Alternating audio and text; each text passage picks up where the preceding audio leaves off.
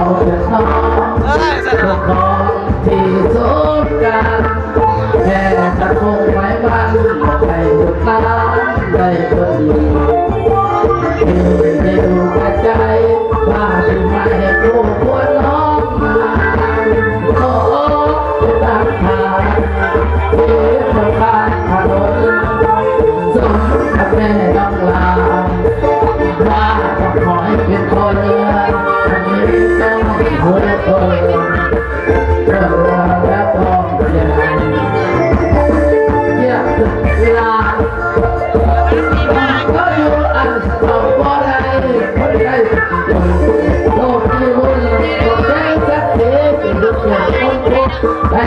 เอาไม่ได้ไอ้มันไปลูกเอ้ยมันคนมันเลยเสียเวลา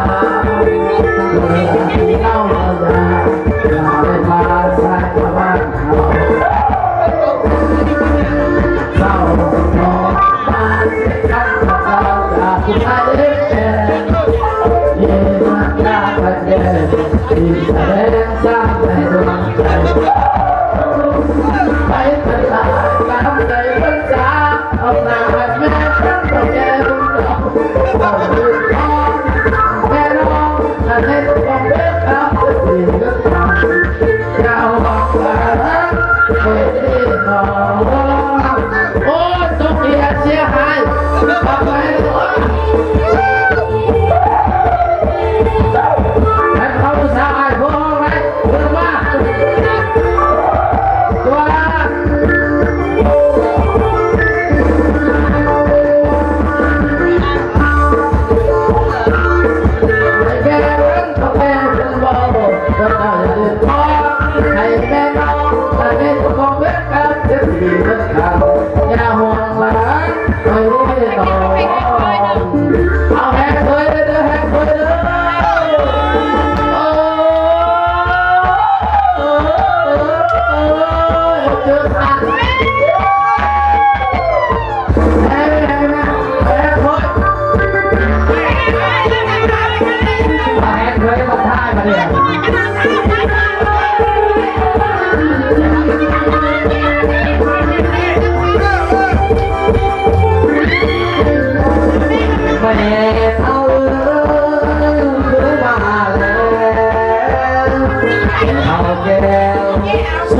เปิดประตูให้แดง